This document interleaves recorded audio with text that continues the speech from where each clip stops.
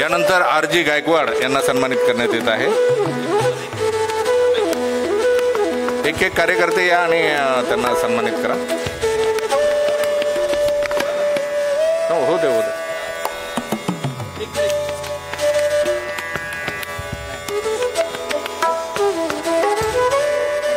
RG Gaikwad हे पंचशील बौद्ध विहाराचे पदाधिकारी आहेत।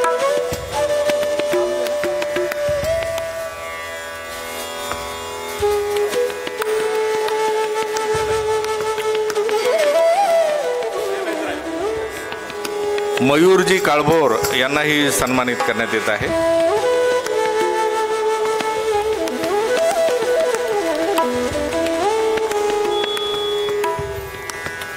आणि ज्यांचं माहेर आणि सासर हे बारामती आहे, माहेरचा मोठा समाजकार्याचा वारसा आहे आणि माहेर सासर बारामती असून पिंपरी चिंचवड हे कार्यक्षेत्र आहे आणि ज्यांचं नाव सुद्धा सुप्रिया आहे असे सुप्रियाताई सोळांकुरे यांना सन्मानित करत आहोत।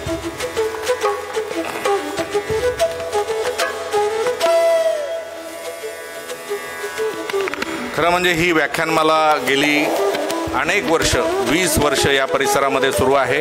विविध वक्त्यांच्या मनोगतातून विविध विषय आपण ऐकलेले आहेत आणि हा प्रबोधनाचा यज्ञ या ठिकाणी सुरू आहे मारुती भापकर यांच्या प्रयत्नातून। पिंपरी चिंचवड व्याख्यानमाला समन्वय समितीचे सुद्धा ते पदाधिकारी आहेत, महानगरपालिकेचे माजी नगरसेवक आहेत आणि या शहरातील भ्रष्टाचाराविरुद्ध लढणारा बुलंद आवाज अशी ज्यांची ख्याती आहे असे मारुती भापकर यांना मी विनंती करतो की कृपया आपण आजच्या या चतुर्थ सत्राचं आपण प्रास्ताविक करावं।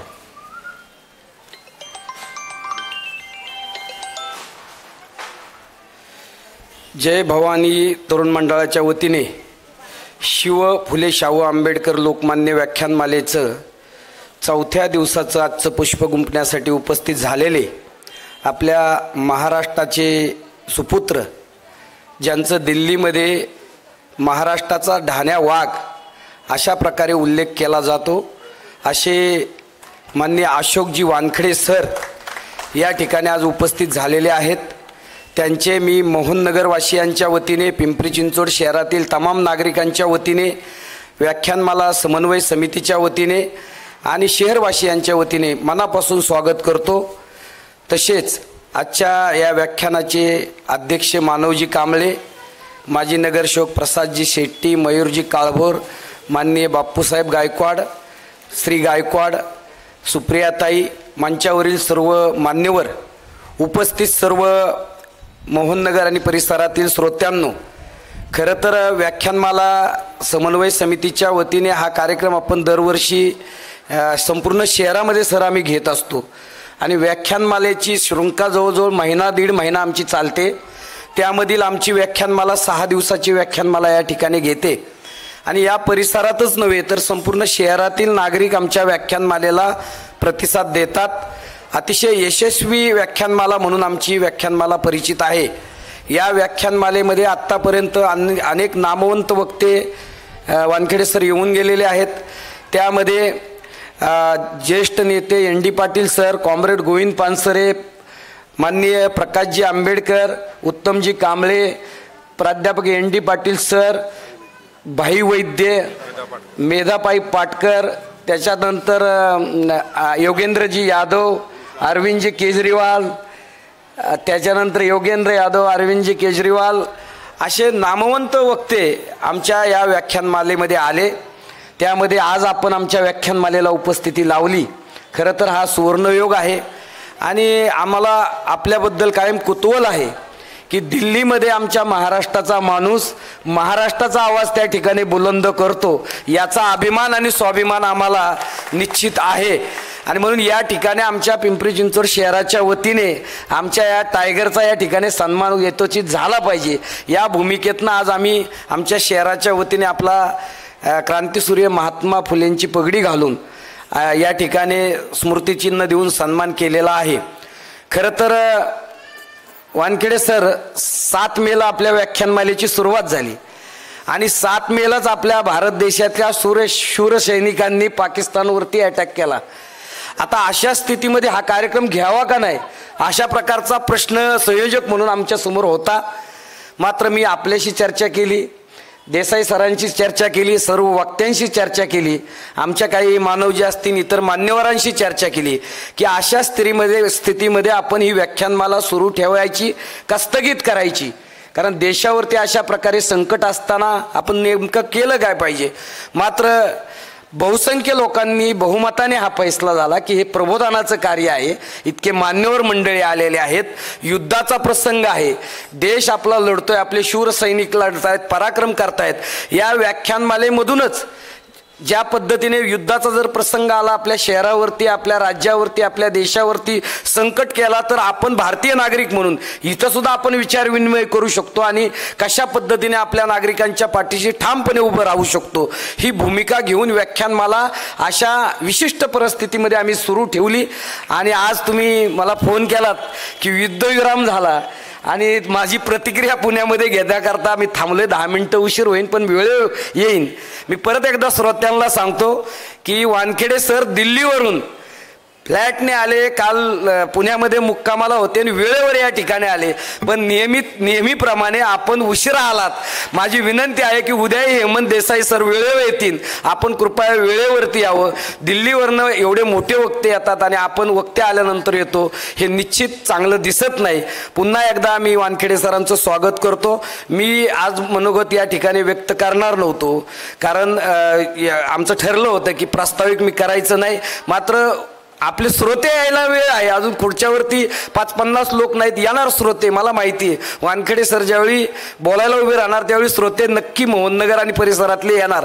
पुन्हा एकदा मी विनंती करतो की उद्या आणि परवा 2 दिवसाची व्याख्यानमालेचं 5वं आणि 6वं पुष्प या ठिकाणी गुंफलं जाणार आहे. आपण मोठ्या संख्येने या व्याख्यानांना देखील प्रतिसाद द्यावा अशा प्रकारची विनंती करतो आणि माझं लांबलेलं प्रास्ताविक याच ठिकाणी थांबवतो. धन्यवाद. जय हिंद, जय महाराष्ट्र, जय भीम, जय शिवराय. प्रबोधनाच्या मार्गातून समाजाचं वैचारिक मंथन व्हावं आणि त्याच चिंतनामधून खऱ्या अर्थाने राष्ट्र उद्धाराचं कार्य व्हावं अशा उदात्त हेतूने या व्याख्यानमालांचं आयोजन करण्यात आलेलं आहे असं मारुती भापकर यांनी आपल्या प्रास्ताविकपर मनोगतामध्ये सांगितलं. आणि आजच्या कार्यक्रमाचे अध्यक्ष असणारे ज्येष्ठ सामाजिक कार्यकर्ते, नागरी हक्क कृती समितीचे अध्यक्ष मानवजी कांबळे यांना मी विनंती करतो की कृपया आपण आपलं अध्यक्षीय मनोगत व्यक्त करावं. संपूर्ण विश्वाला युद्धामुळे कुठलाही प्रश्न सुटत नाही, तर तो शांततेच्या मार्गाने सुटतो, संवादाच्या मार्गाने सुटतो. आणि बहुजन हिताय बहुजन सुखाय असा संदेश देणारे तथागत महाकारुणी गौतम बुद्ध, राष्ट्रमाता राजमाता जिजाऊ माँसाहेब, संपूर्ण भारताचं आराध्य दैवत कुळवाडी भूषण रयतेचे राजे छत्रपती शिवाजी महाराज, महात्मा ज्योतिबा फुले, राजर्षी शाहू महाराज, भारतीय राज्यघटनेचे निर्माते विश्वरत्न बोधिसत्व डॉक्टर बाबासाहेब आंबेडकर, साहित्यरत्न अण्णाभाऊ साठे, माता सावित्री, माता रमाई यांच्या प्रेरणादायी विचारांना अभिवादन करून आज या ठिकाणी जय भवानी तरुण मंडळाच्या वतीनं आयोजित होत असलेल्या शिव फुले शाहू आंबेडकर लोकमान्य व्याख्यानमालेमध्ये ज्यांचं प्रमुख व्याख्यान होणार आहे ते आदरणीय अशोक वानखेडे सर, या व्याख्यानमालेचे मुख्य संयोजक आदरणीय मारुती भापकर, विचारपीठावर या व्याख्यानासाठी उपस्थित असलेले पिंपरी चिंचवड महानगरपालिकेचे माजी नगरसेवक आमचे मित्र प्रसाद शेट्टी, आमचे ज्येष्ठ सहकारी बापूसाहेब गायकवाड, आमच्या भगिनी सुप्रियाताई सोळंकरे, या पिंपरी चिंचवड शहरामधल्या बौद्ध धम्म प्रचाराच्या चळवळीमध्ये सातत्यानं गेल्या 40 वर्षापासून काम करणारे आयुष्यमान आरजी गायकवाड सर, विजय गायकवाड, त्याचबरोबर या ठिकाणी उपस्थित असलेले मयूर काळभोर, समोर अनेक मान्यवर उपस्थित आहेत, आदरणीय अनिल सूर्यवंशी सर, नरेंद्रजी बनसोडे, प्रदीपजी पवार, राजनजी नायर आणि सर्वच आपल्या मित्र भावांनो बहिणींनो. खरं तर हे म्हणजे असं हे व्याख्यान व्हावं असं गेल्या 2-3 वर्षापासून आमच्या मनामध्ये होतं. वानखेडे सरांचा आवाज पिंपरी चिंचवड शहरामध्ये एकदा आला पाहिजे आणि एकदा कळू द्या लोकांना की वस्तुस्थिती मांडत असताना कुठल्याही प्रकारचं दडपण न घेता नेमकं काय चाललंय आपल्या देशामध्ये, कशा पद्धतीनं या लोकशाहीच्या बरोबरचा जो खेळ सुरू आहे, या संविधानाबरोबर कशा पद्धतीने खेळ सुरू आहे, हे लोकांना एकदा नीट कळू द्या. आणि सोनारानं कान टोचले तर ते बरे असतात. आणि अशोक वानखेडे सर या ठिकाणी सांगणार म्हणजे त्याचा अर्थ असा आहे की ते योग्य व्यक्तीच्या मुखामधनं योग्य त्या पद्धतीचा संदेश या शहरामधल्या नागरिकांना नक्की मिळेल, आमच्या पत्रकार बांधवांना मिळेल की पत्रकार कसा असावा, पत्रकार म्हणजे काय, समाजामधल्या परिस्थितीवर लक्ष ठेवून त्या परिस्थितीचं भान ठेवून त्याचं विश्लेषण करत असताना समाजावर त्याचा नेमका कसा परिणाम होतो हे स्पष्टपणे लोकांना सांगत असताना समाज सकारात्मक दृष्टिकोनातून पुढे कसा जाईल अशा भावनेनं मत व्यक्त करणं, लिखाण करणं, त्याच्याबद्दलचं त्या ठिकाणचं वृत्तांकन करणं हे माझ्या दृष्टीने एका सामान्य कार्यकर्त्याला पत्रकाराचं कर्तव्य वाटतं. आणि असा पत्रकार कोण आहे हे जर पाहिलं तर पहिल्या क्रमांकावर नाव अशोक वानखेडे सरांचं येतं. मी त्यांचा युट्यूबचा फॉलोअर आहे. त्यांचं व्याख्यान युट्यूबवर ते 4 PM आता बंद झालं आणि चालू झालं का? वा वा वा. तर ते आदनमधनं भीती दाखवतात ना, आदनमधनं भीती दाखवतात. आणि ते आपण पाहिलंय की शासनाच्या विरोधामध्ये बोललो, शासनाच्या धोरणांच्या विरोधामध्ये बोललो तर ते त्या ठिकाणी सरकारला, म्हणजे ते सरकार आहे, सरकारच्या विरोधामध्ये आम्ही बोललो तर ते देशविरोधी आहे असं समजून घेतलं जातं आणि आम्हाला देशद्रोही ठरवलं जातं.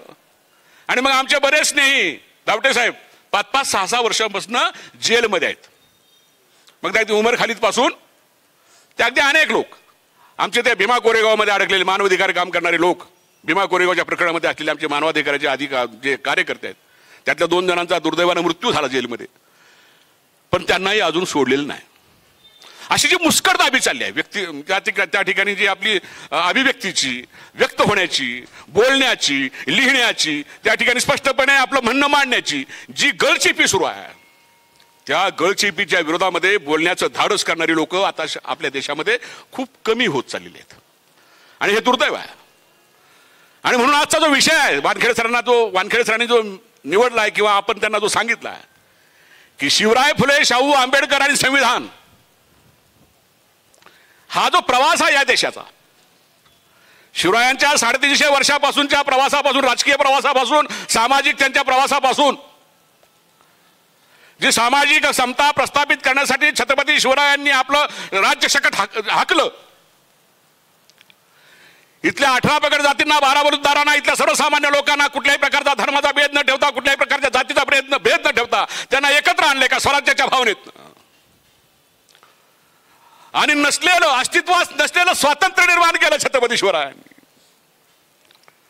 ते जे स्वराज्य निर्माण झालं, राज्य निर्माण केलं, त्या राज्यामधल्या सर्वसामान्य लोकांना, महिलांना, अल्पसंख्याकांना, शेतकऱ्यांना, कष्टकऱ्यांना जो न्याय छत्रपती शिवरायांच्या राज्यामध्ये मिळाला,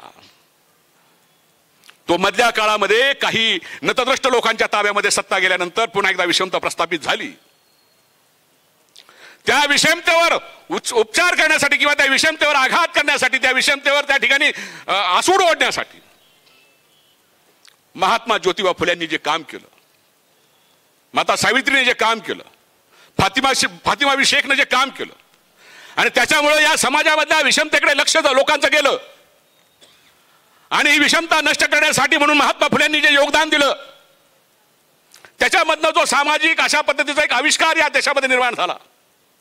महिलांना शिक्षणाची संधी मिळाली, दलितांना त्यांचे अधिकार मिळायला सुरुवात झाली, शिक्षणाचे अधिकार मिळायला लागले. हंटर कमिशन समोर महात्मा फुले यांनी ज्या पद्धतीनं इथल्या शिक्षण व्यवस्थेबद्दल इथल्या बहुजनांच्या, इथल्या गरिबांच्या, गोरगरिबांच्या शिक्षणासाठी म्हणून, त्यांच्या अधिकारासाठी म्हणून जे भांडण केलं इंग्रज सरकारबरोबर, हे लक्षात घेतलं पाहिजे. आपण छत्रपती शिवरायांची समाधी महात्मा ज्योतिबा फुले यांनी शोधली. ती शोधली. छत्रपती शिवाजी महाराजांची सार्वजनिक जयंती सुद्धा महात्मा ज्योतिबा फुले यांनी सुरू केली. या जगात अस्तित्वात असलेला पहिला छत्रपती शिवरायांचा पोवाडा महात्मा ज्योतिबा फुले यांनी लिहिला. हा सामाजिक समतेचा विचार महात्मा फुले यांनी, जो छत्रपती शिवरायांचा विचार आहे, तो पुढे नेण्याचं काम केलं. पुढे सत्यशोधक धर्माच्या माध्यमातून महात्मा फुले यांनी केलेलं काम आपल्याला माहिती आहे. राजर्षी शाहू महाराजांनी त्यांना दिलेलं समर्थन हे आपण पाहतो. राजर्षी शाहू महाराजांनी समता प्रस्थापित करण्याच्या दृष्टिकोनातून त्यांच्या करवीर राज्यामध्ये जे अनेक कायदे केले, मग ते विधवा पुनर्विवाहाचे असतील, सर्व जातीच्या लोकांसाठी वसतिगृह असतील, मुलांना शिक्षण कंपल्सरी करण्याचा कायदा असेल, स्वतःच्या घरातल्या मुलीला धनगराच्या घरामध्ये देऊन आंतरजातीय विवाहाची सुरुवात ज्यांनी केली ते छत्रपती शाहू महाराज. तो महात्मा फुल्यांचा छत्रपती शिवरायांचा विचार आणि महात्मा फुल्यांचा विचार पुढे नेण्याचं काम शाहू महाराजांनी केलं. बाबासाहेबांना शिक्षणासाठी मदत केलीच. बाबासाहेबांना अगोदरच डिक्लेअर केलं त्यांनी की हा भीमराव या देशाचा नेता होणार. आणि बाबासाहेबांनी हे सगळे विचार चारवाकापासून, तथागतापासून, महावीरांपासून, जो हा समतेचा विचार, शांतीचा विचार, अहिंसेचा विचार, तो कायदेशीरदृष्ट्या संविधानामध्ये समाविष्ट करून कायद्यानं आपल्या देशामध्ये समता प्रस्थापित केली. पण कायद्यानं समता प्रस्थापित केली तरी अस्तित्वात मात्र ती आहे की नाही याच्याबद्दलच्या शंका उपस्थित व्हाव्यात अशी परिस्थिती आज आहे. आणि म्हणून बाबासाहेब म्हणाले ते संविधान सभेमध्ये, शेवटच्या सभेमध्ये, की आपण एका आंतरविरोधामध्ये प्रवेश करतो आहोत. तुम्हाला राजकीय स्वातंत्र्य, राजकीय मूल्य तुम्हाला मी देऊ शकलो, परंतु सामाजिक स्वातंत्र्य अजून आपल्याला मिळायचं. जोपर्यंत या देशामध्ये सामाजिक स्वातंत्र्य, समता स्थापित होत नाही तोपर्यंत खऱ्या अर्थाने या देशाला स्वातंत्र्य मिळाले असं मी समजणार नाही. आणि तो जो समता प्रस्थापित करण्याचा जो विचार आहे तो गेल्या 75 वर्षापासून आपल्या देशामध्ये ज्या संक्रमण अवस्था जी आहे समता प्रस्थापित करण्याची, त्या संक्रमण अवस्थेला त्या ठिकाणी जे पुनर्जीवित होतं असं वाटत होतं, त्यालाच नेमकं गेल्या 10-11 वर्षापासून ब्रेक बसला. पुन्हा एकदा धर्माच्या दिशेने, विशिष्ट धर्माच्या दिशेनं पुन्हा धर्मामध्ये भेदाभेद करण्याचा विचार, त्याला मिळणारं राजकीय समर्थन आणि त्याच्यामुळं अडचणीत आलेलं आपल्या सर्वसामान्य लोकांचं आयुष्य, इथल्या शेतकऱ्यांचं, कष्टकऱ्यांचं आपण पाहिलं असेल. 1.5 वर्ष शेतकरी दिल्लीच्या त्या बॉर्डरवर लढले. 750 शेतकरी त्याचे मृत्युमुखी पडले, हे शहीद झाले. कामगारांचे कायदे बदलले गेले. गोर गरीब लोकांना त्या ठिकाणी न्याय मिळण्याची प्रक्रिया आता अवघड होत चालली.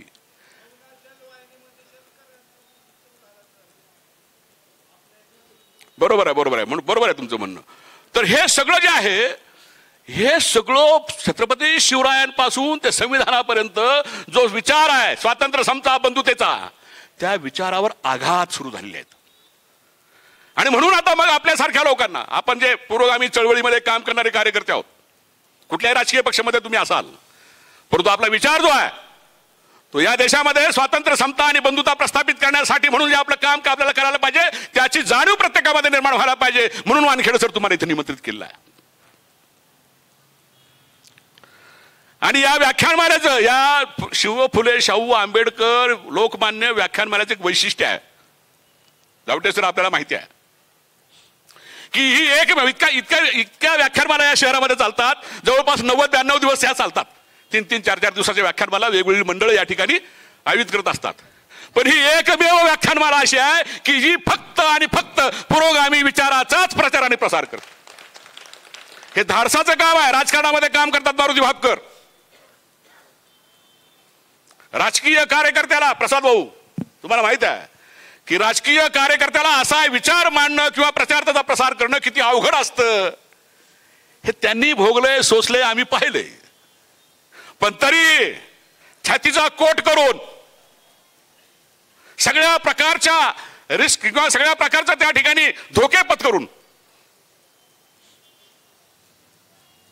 आदरणीय मारुती भापकर आणि त्यांच्या सहकाऱ्यांनी ही चळवळ आहे, ही चळवळ या ठिकाणी सुरू ठेवलेली आहे. त्याच्याबद्दल आपला सर्वांनी त्यांना एकदा टाळ्या वाजवून त्यांचं अभिनंदन केलं पाहिजे. अधिक न बोलता आता आपल्याला वानखेडे सरांना ऐकायचं आहे आणि मला तर तुमच्यापेक्षा जास्त ऐकायचं आहे. ते असं व्हर्च्युअल खूप झालं सर. आता एकदम प्रत्यक्ष लाईव्ह हा एक आनंद वेगळा असतो ना. टीव्हीवर फक्त तुमचा चेहरा दिसतो, तुम्हाला अख्खं बघण्याची संधी आज मिळाली आम्हाला. आणि का टायगर म्हणत असतील लोक? पत्रकारितेमधला टायगर का म्हणत असावीत?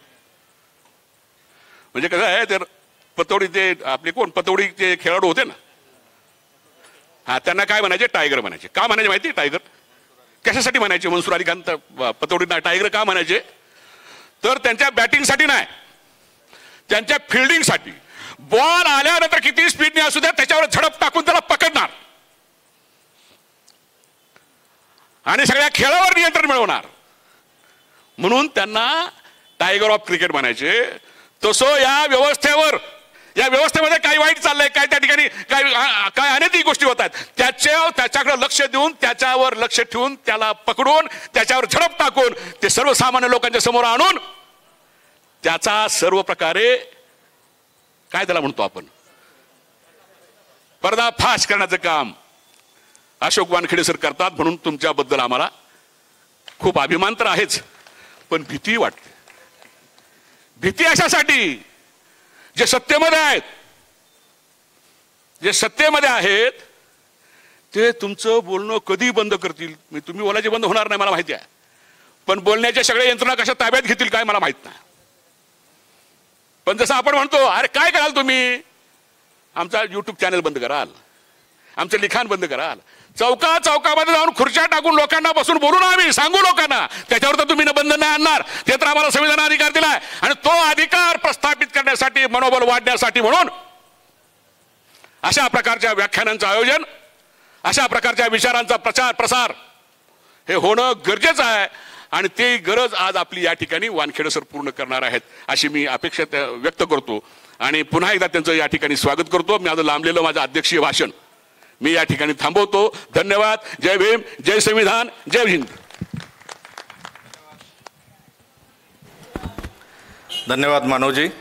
अतिशय परखड असे विचार त्यांनी व्यक्त केलेले आहेत. स्वातंत्र्याचे पुल्लिंग जागवत सामाजिक समतेचा वारसा महापुरुषांनी आपल्याला दिला आणि तेच स्वातंत्र्य, समता आणि बंधुतेचे विचार कुठल्याही दबावाला बळी न पडता लोकांनी त्या विचारांसाठी व्यक्त व्हावं असा एक मोठा संदेश त्यांनी आपल्या अध्यक्षीय मनोगतामधून दिलेला आहे. आपण आजच्या या 4थ्या दिवसाच्या विचार पुष्पाला आपण सुरुवात करत आहोत. तत्पूर्वी मी व्यासपीठावरील मान्यवरांना विनंती करेल की कृपया आपण मंचाच्या खाली बसून आपण वानखेडे ऐकावेत. आहे महाराष्ट्राचे सुपुत्र आहेत आणि राजधानी दिल्लीमध्ये पत्रकारिता करत असतात. मी वानखेडे सरांना विनंती करेल की कृपया आपण आजच्या या 4th पुष्पाला सुरुवात करावी. आजचा विषय आहे शिवराय फुले शाहू आंबेडकर, भारतीय संविधान आणि स्वतंत्र भारताची दशा आणि दिशा. आपण टाळ्यांच्या गजरामध्ये स्वागत करूयात ज्येष्ठ विश्लेषक, ज्येष्ठ पत्रकार अशोकजी वानखेडे.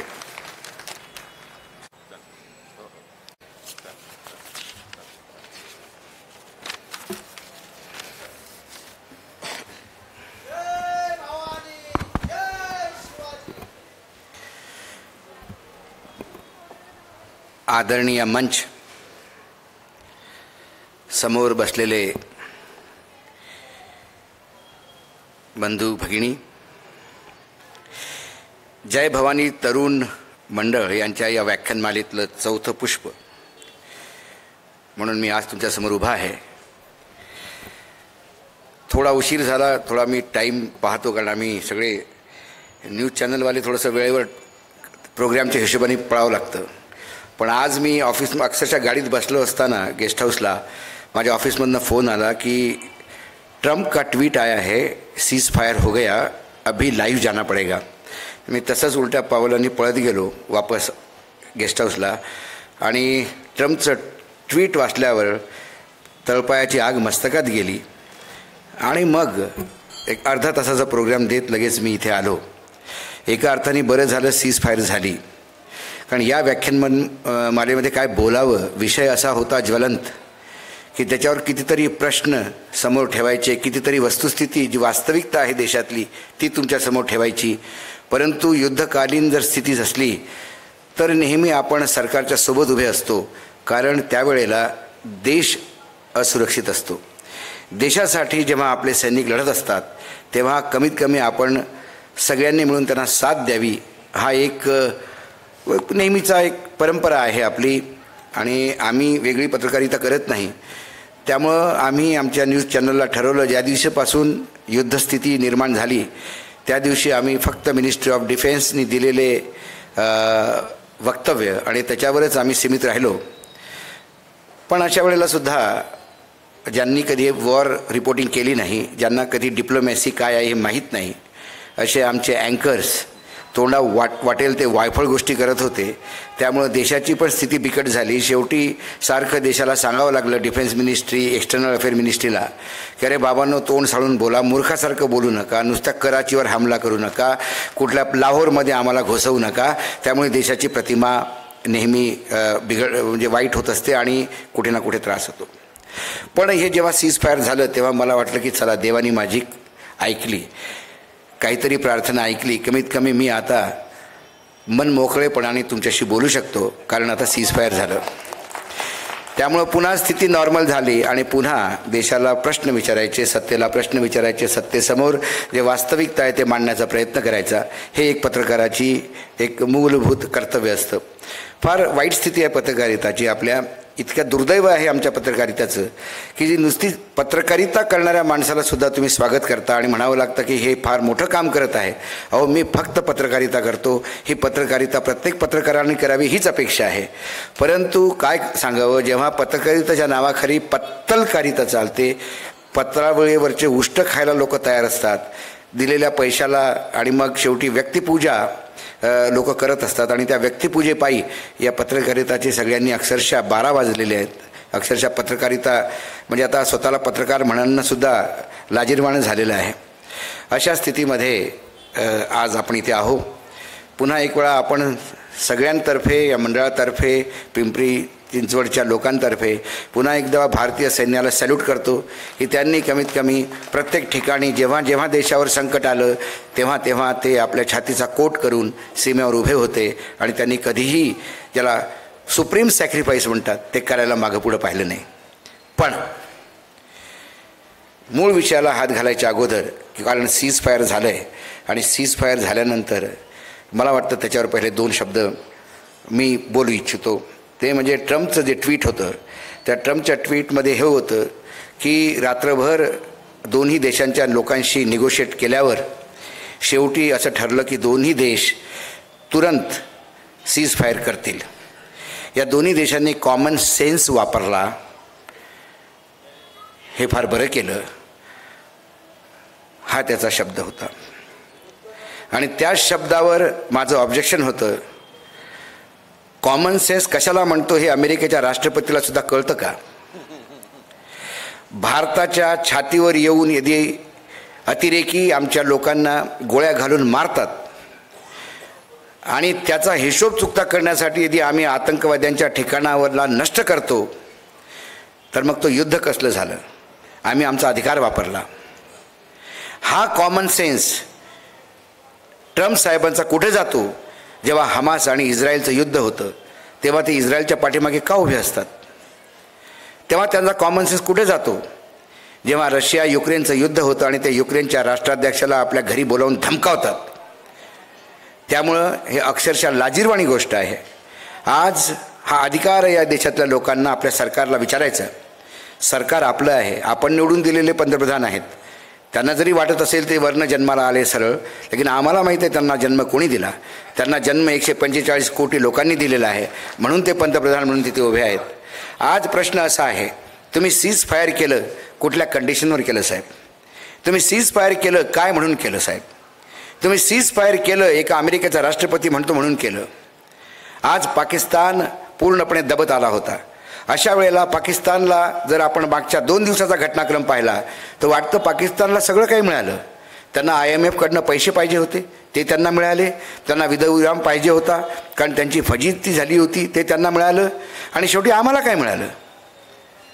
आम्हाला आजही सगळे पूर्ण जगातले देश म्हणतात की आम्ही अतिरेक्यांच्या हल्ल्यावर आम्ही निषेध करतो, पण पाकिस्तानचा निषेध कोणी करत नाही. ही लाजिरवाणी गोष्ट आहे. आपल्या देशाची विदेश नीती जी आहे ती कुठेतरी फेल झालेली आहे. त्यामुळे इथेच चुकतं आपलं, इथेच चुकतं. पाकिस्तान मुर्दाबाद यांना पुढच्या वेळेला काही झालं का बॉर्डरवर पाठवा सरळ, प्रश्न तो आहे. आणि हे सगळं वरपासनं पंतप्रधानापासून खाली तुमच्यापर्यंत हेच चालू आहे. नुसतंच घोषणा देतो आणि बोलतोय आपण. प्रश्न तो आहे की आज जर सीज फायर झालं तर काय ट्रम्प साहेबांनी गॅरंटी घेतली की याच्या पुढे कुठलाही अतिरेकी हमला होणार नाही? काय ट्रम्प साहेबांनी गॅरंटी घेतली की सिंधू जल ट्रीटी, जी सिंधू जो समझोता होता आपला, तो आम्ही तोडला, आम्ही त्याच्यावर ठाम राहू? की पुन्हा भारताने साष्टांग दंडवत घातला ट्रम्प समोर आणि आपलं सगळं जे झालं गेलं ते विसरून पुन्हा पाकिस्तान हा नाग आहे, त्याचा फणा जोपर्यंत तुम्ही जोरदारपणे चिरडत नाही पायाखाली, तोपर्यंत तो आपल्याला डसायचं सोडणार नाही. तो सारखा दंश मारेल. आणि त्यांच्या दंशापायी आपण किती दिवस, या तर त्याचे दात काढून फेकले पाहिजे, नाही तर त्याला ठेचलं पाहिजे. आणि आज अशी वेळ होती, सैन्याचं मनोबल होतं, सर्व काही होतं, पण शेवटी बुद्धाचा देश आहे. ते सगळे म्हणतात आमचे पंतप्रधानांना फक्त बुद्ध बाहेर गेल्यावर आठवतो. हा प्रश्न आहे त्यांचा फार मोठा. ते विदेशात गेले की म्हणतात की ये बुद्ध का देश है, युद्ध नहीं चाहता. लेकिन बुद्ध का देश पे यदि युद्ध लादा गया तो जब बुद्ध युद्ध करता है तो इसका कोई सानी नहीं होता. क्योंकि जो शांति चाहता है उस आदमी को आप अशांत करोगे, और जब वो अशांत होगा तो उसको संभालना किसी के बाप की हिम्मत नहीं है. आज भारत की स्थिति वही है. हम आते हैं मूल विषय पर. विषय है बहुत विस्तृत विषय है. शिवराय फुले शाहू आंबेडकर, भारतीय संविधान, भारताची दशा आणि दिशा. माझा मूलभूत प्रश्न आहे, शिवराय फुले शाहू आणि आंबेडकर यांची नावं घ्यायची आपली लायकी आहे का? हा मुख्य प्रश्न. आपल्यासाठी ते फक्त जयंती आणि पुण्यतिथीलाच असतात. आपल्यासाठी ते फक्त फोटोग्राफमध्ये, वेगवेगळ्या आयोजनामध्येच असतात. आपल्यासाठी फक्त कुठल्या ठिकाणी फोटोवर हार घालून पुन्हा मग तो फोटो अडगळीला पडलेला असतो. हेच आपल्यासाठी शिवराय, ज्योतिबा फुले, शाहू आणि आंबेडकर असतील तर मग आपल्यासारखा नालायक समाज नाही. त्या संतांनी याच्या पुढे जर पुनर्जन्म असला तर कमीत कमी या देशात जन्म घ्यायला नको. कारण आपल्याला कुठलाही समजलेलं नाही. आजच्या स्थितीत जे आपले भारतीय नेता आहेत, कुठल्या का राजकारणातले असो, कुठल्याही राजकीय पार्टीचे असो, काय त्यांना शिवाजी समजतो का? माझे शिवराय त्यांना समजतात का? त्यांना माझे फुले समजलेले आहेत का? त्यांना माझे आंबेडकर समजलेले आहेत का? त्यांना कोणीही समजलेलं नाही. त्यांना शाहू महाराज समजलेले नाही आहेत. तुम्ही उत्तर प्रदेशमध्ये जा, BSP वाले म्हणतात ते शाहू महाराज, शाहू महाराज. अरे कुठले शाहू महाराज? काय शाहू महाराजाबद्दल जरा 2 शब्द सांग. यांना आपण एक सिम्बॉल बनवून टाकलं. शाहू महाराज, आंबेडकर दलितांचे सिम्बॉल, फुले हे माळ्यांचे सिम्बॉल. आपण त्यांना एक इतक्या संकुचित स्थितीमध्ये आणून ठेवलेलं आहे की जर आज जर या समाजात असते, छत्रपती शिवाजी जिवंत असते, तर आज कितीतरी लोकांना हत्तीच्या फाई दिलं असतं. छत्रपती शिवाजी महाराजांच्या राजकारणातला किंवा समाजकारणातला किंवा छत्रपती महाराजांचा ॲडमिनिस्ट्रेशन, प्रशासकीय जी छत्रपती शिवाजी महाराजांचं होतं, तुम्ही मला सांगा केंद्र आणि राज्य सरकार, कुठल्या देशाचं राज्याचं राज्य सरकार किंवा कुठलं देशातलं आपलं केंद्र सरकार, मागचे 4 केंद्र सरकार जरी पाहिले तरी छत्रपती शिवाजी महाराजांच्या प्रशासकीय आदर्श कोणीतरी ठेवलेला आहे का? छत्रपती शिवाजी महाराजांचे मूल्य पायदळी तुडवावे, आंबेडकरांचे मूल्य पायदळी तुडवावे, शाहू महाराजांचं नाव घेऊन त्यांना नेहमी पायाखाली घालावं, फुलेंचा तिरस्कार करावा आणि फक्त जयंतीला. काय दुर्भाग्य आहे, एक फुलेवर सिनेमा निघू शकत नाही या देशात. महात्मा ज्योतिबा फुलेंवर एक पिक्चर निघतो आणि त्यात म्हणतात की नाही काही समाजाला वाईट वाटलं म्हणून आम्ही थोडा माइल्ड केला.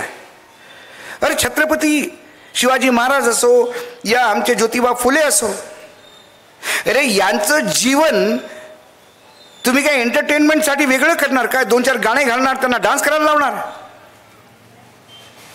का? ब्राह्मण उठले बाई का? ब्राह्मणांना इतका नाराजगी आली की छत्रपती फुलेंच्या बाबतीत जर काही सत्य टाकलं असेल, आजच्या त्या पिक्चरनी किंवा सिनेमानी कधी असं म्हणालं नाही. आज मी सुद्धा असं म्हणणार नाही की जर फुले साहेबांच्या वेळेला फुलेंना जर ब्राह्मणांनी त्रास दिला तर तो ब्राह्मण आणि आजचा ब्राह्मण वेगळा मानतो आम्ही. पण आजच्या ब्राह्मणाला त्याच ब्राह्मणांचा आदर्श असेल आणि त्यांना वाटत असेल ते त्या काळचे ब्राह्मणच आमचे पूर्वज होते आणि त्यांनी काय जे केलं ठीक असेल तर मग पुन्हा फुले साहेबांना जन्म घ्यावा लागेल. आणि असा एक फुले प्रत्येकात जन्म घेऊ शकतो आणि जन्मात यायला हवा. विचार पोहोचणं फार महत्वाचं आहे. नाव पोहोचून नुसते जिंदाबाद मुर्दाबाद करून चालणार नाही. आंबेडकरांना काय समजतात लोक? आंबेडकर दलित नेता. अरे सर्वात मोठी शिवी जर आंबेडकरांना कोणी देत असेल तर दलित नेता म्हणून देतात. का भाई दलित नेता? आंबेडकरांसारखा अर्थतज्ञ आजही जगात नाही आहे. आजही जगात नाही आहे. जगातले मोठमोठे जे नोबेल प्राइज विनर आहेत ज्यांना इकॉनॉमिक्सवर मिळतात त्यांनी कुठे ना कुठे आपल्या आयुष्यात आंबेडकरांना स्टडी केलेला आहे म्हणून ते त्या लेवलला पोहोचलेले आहेत. तो राज्यघटना लिहिणारा माणूस होता. राज्यघटनेच्या एका शब्दासाठी तासोन तास डिस्कशन केलं त्यांनी. एक शब्द त्यांनी असा लोकांच्या हातातनं हिसकाटून घेतला आणि त्या राज्यघटनेत टाकला ताकी सामान्य माणसाला त्याचे अधिकार मिळावे. आज आपण राज्यघटना डोक्यावर घेतो. राज्यघटना समजते कोणाला? कोण राज्यघटना? राज्यघटना फक्त म्हणायचं. आमचे पंतप्रधान जेव्हा दुसऱ्यांदा पंतप्रधान झाले नरेंद्र मोदी तेव्हा सेंट्रल हॉलमध्ये जाऊन तो फोटो तुम्हाला आठवत असेल ते राज्यघटनेच्या तिथे नतमस्तक झाले. आज कळतं ते का नतमस्तक झाले. ते नतमस्तक यासाठी झाले ते राज्यघटनेला म्हणत होते की खूप दिवस झाले तू बाहेर आहे, आता आतमध्ये जा, आता मी आलो. राज्यघटनेला तुम्ही वेळोवेळी पायदळी तुडवत आलेला आहात आणि अशा वेळेला तुम्ही म्हणता की आम्ही राज्यघटनेची इज्जत करतो. एक महामूर्ख खासदार तो म्हणतो की या देशाच्या मुख्य न्यायाधीश सर्वोच्च न्यायालयाच्या मुख्य न्यायाधीशांनी देशात तोडण्याचं आणि देशात आग लावण्याचं काम केलं आणि त्यानंतर JP नड्डा अध्यक्ष आहे निर्लज्जपणे म्हणतो हे त्याचे विचार आहेत, आम्हाला काही घेणं देणं नाही. आम्ही न्यायपालिकेला फार आदर करतो. न्यायपालिकेला आम्ही कस्टोडियन मानतो की तो कस्टोडियन आहे संविधानचा, राज्यघटनेचा. मग तो जर कस्टोडियन असला तर या देशाचा उपराष्ट्रपती सर्वोच्च न्यायालयाला का समोर जाऊन डोक्यावर घेतो? का म्हणतो की सर्वोच्च न्यायालय स्वतःला फार मोठी पार्लमेंट समजते? कोणी दिला अधिकार उपराष्ट्रपतींना? उपराष्ट्रपती पदाची एक गरिमा असते पण त्या गरिमामय पदावर जर तुम्ही अतिशय निर्लज्ज आणि बेशरम माणसाला बसवलं तर त्या उपराष्ट्रपदाची प्रतिमा खाली होते, त्याची गरिमा खाली होते. अरे कमीत कमी त्या उपराष्ट्रपती पदाचं एक वैभव आहे. त्या वैभवाला तुम्ही वाढवू नाही शकत तर कमीत कमी त्याला पायदळी तुडवू नका. का सर्वोच्च न्यायालय का नाही म्हणणार? राज्यघटनेची एक फ्रेम आहे आणि त्या फ्रेममध्येच तुम्हाला जे काय कायदे बनवायचे आहेत त्याच कायद्यात बनवायचे. तुम्ही असे कायदे बनवू शकत नाही की ज्यांनी राज्यघटनेचा ढाचाच चरमरायला लागेल. आणि 2014 नंतर हे होतंय. लोक म्हणतात खूप वेळा राज्यघटनेमध्ये अमेंडमेंट झाले. खूप झाले अमेंडमेंट खूप झालेत पण वेळोवेळी समयानुसार झाले. पण राज्यघटनेचा जो मेन ढाचा आहे तो ढाचा कधीही बदलू दिला नाही. आमचे अधिकार आहेत त्या अधिकारामध्ये वाढ झाली पण कधीही कुठला अधिकार कमी झाला नाही. ही राज्यघटना जर आज तुमच्या समोर असेल आणि या राज्यघटनेला तुच्छ मानून आम्हाला राज्यघटना बदलवायची आहे, 370 लोक आम्हाला पाहिजे असे म्हणणारे जर नेता या पार्टीत जिवंत आहेत आणि नंतर ती पार्टी 240 म्हणजे टेक्निकली 180 ADRचा रिपोर्ट आहे 60 सीट मशीनच्या भरोश्यावर आल्या, अशा 240 वर येऊन कोबड्या घेऊन जर हे सरकार असेल तर या देशातल्या जनतेला मी नतमस्तक होतो, साष्टांग दंडवत करतो की त्यांनी या देशाची राज्यघटना वाचवली. ते खरे बाबासाहेब आंबेडकरांचं नाव घेण्याची त्यांची अवकात आहे, त्यांनी घ्यावं नाव. बाकी लोकांना ते अधिकारच नाही. आज आपण बोलतो की जात पात के सिवाय हम काम करेंगे. गडकरी का क्लिप सुना होगा, जो बोलेल जात त्याला मारेल मी लात, ते म्हणाले ना. माझा गडकरी साहेबांनाच एक प्रश्न आहे, जिथे जिथे डबल इंजिनचे सरकार आहे तिथे तिथे मागे असलेल्या जातीच्या लोकांवरच का अत्याचार होतात? दलितांच्या पोरीलाच का घरातनं उचलून जाऊन तिच्यासोबत व्यभिचार होतो? कोणा ठाकूर किंवा ब्राह्मण पोरीसोबत असं का होत नाही? याचा अर्थ असा नाही की त्यांच्यासोबत झालं पाहिजे.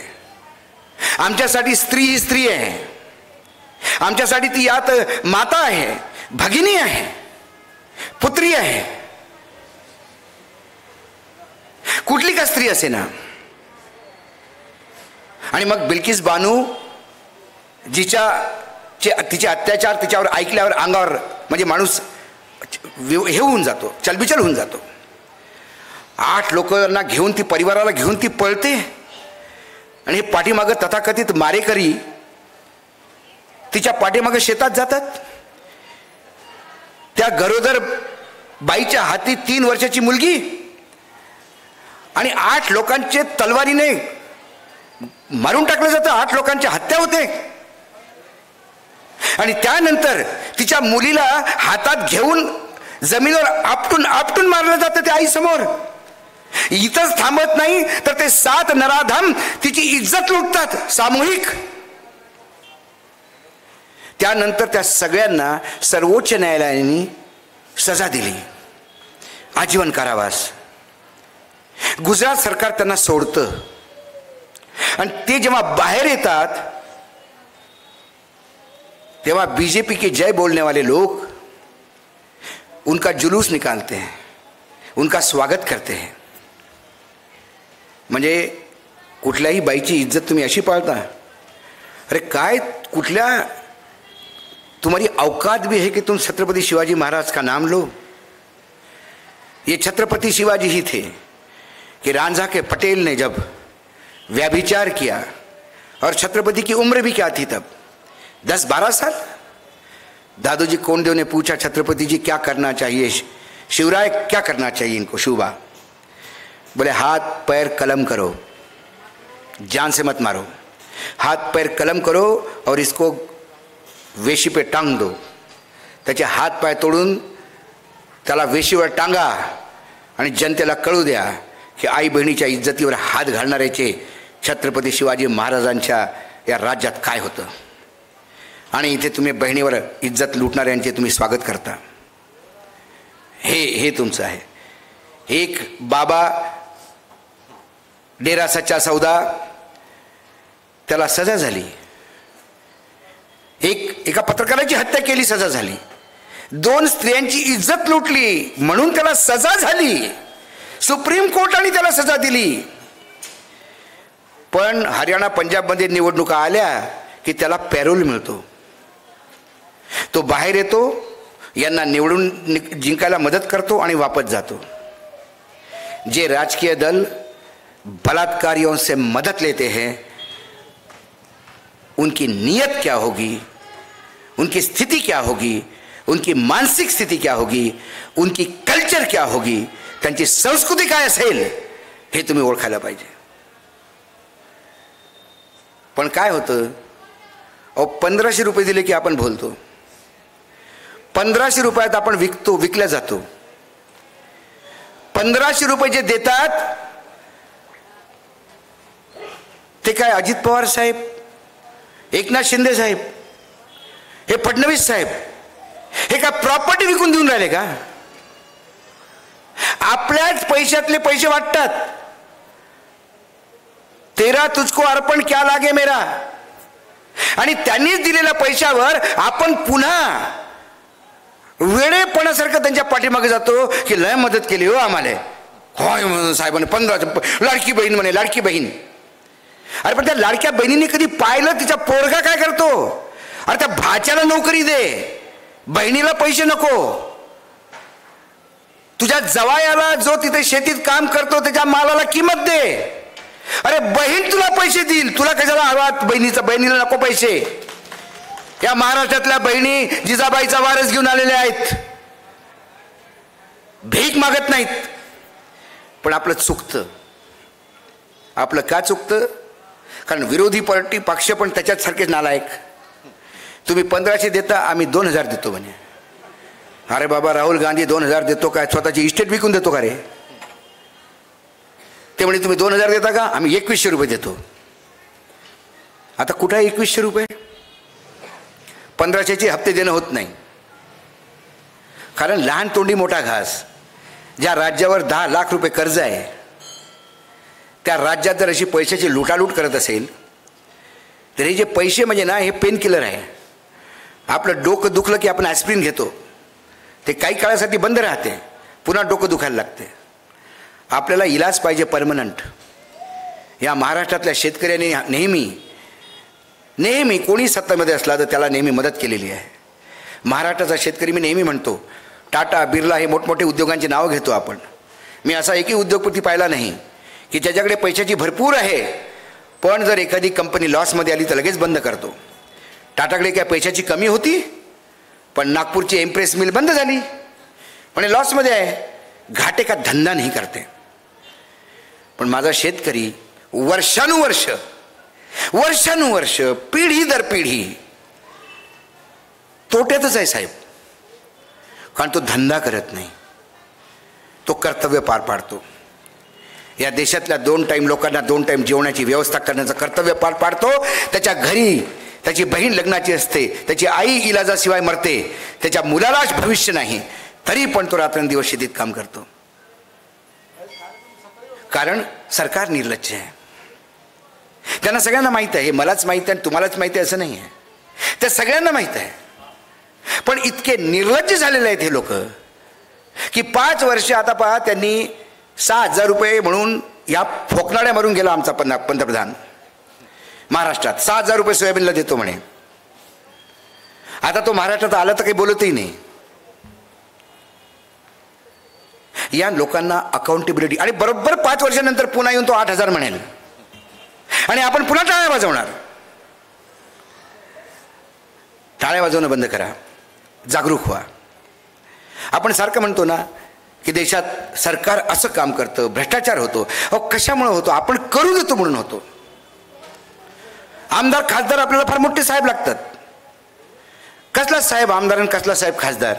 अहो तुम्ही मत दिलं म्हणून तो आमदार. तो मुंबईला जाऊन तिथे AC केबिनमध्ये बसतो याच्यासाठी की तुम्ही मत दिलेलं आहे त्याला. तुमच्या मताची किंमत तुम्हाला वसूल करायला पाहिजे. आमदार खासदाराचे कॉलर पकडून विचारा त्याला, का रे लय बोलला होता, काय झालं पुढे? जेव्हा लोक बोलायला लागतील, जब रास्ते सुनसान हो जाते हैं तो संसद आवारा हो जाती है. संसद का आवारापन यदि रोकना हो तो आपके कंठ में आवाज होनी चाहिए, आपको सवाल पूछना चाहिए. और इस सरकार को सबसे बड़ी तकलीफ है आवाज सवाल पूछने वालों की. ये संविधान के खिलाफ इसलिए नहीं कि आंबेडकर जी ने इसकी अध्यक्षता करके लिखा है ना, ये संविधान के खिलाफ इसलिए कि संविधान हमें पूछने का अधिकार देता है, संविधान हमें बोलने का अधिकार देता है.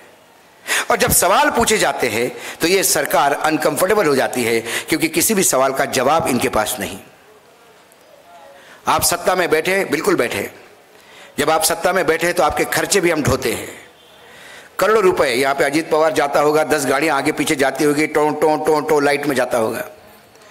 कोणाचा खर्च आहे तो? तुमचा, माझा आहे. अजित पवारच्या घरी काही तेलाच्या विहिरी नाही आहेत, आपला खर्च करतो तो. तर जेव्हा तू आम्ही तुझ्यावर इतका खर्च करतो तर ज्या कामासाठी तुला पाठवलं कमीत कमी ते तू काम कर. आणि नाही केलं तर आपण विचारलं पाहिजे. आपण विचारतच नाही. ते आले की आपण साहेब साहेब म्हणून लोटांगण लावतो आणि त्यांना वाटतं की अरे इथे तर गुलामाची फार मोठी फौज आहे, सगळे शेपटे हलवत असतात, म्हणून तो अरे रावी करून बोलतो. खरे मग असंच, मग याच्यामध्ये पाणी नाही धरणामध्ये, तर म्हणे काय मी लघवी करू का? हे हे हे जो अहंकार आणि हा बदतमीजी जो है ना, वो इसलिए आई है कि हम उनको बदतमीजी करने का अधिकार देते हैं. आर्यला जर तुम्ही कार्य म्हटलं ये औकात में रहेंगे और इसके लिए आपको काम करना है. देश बहुत बिकट स्थिति में, मैं बार बार कहता हूं, हमारा श्रीलंका कब हो जाएगा किसी को पता नहीं. हमारे ऊपर 205 लाख करोड़ से ज्यादा का कर्जा है. 2000 के पहले यह कर्जा मात्र 57 लाख करोड़ था. 57 लाख से 205 लाख करोड़ कर्जा हुआ. यह पैसा कहां गया आप भी ढूंढिए, मैं तो ढूंढ ही रहा हूं.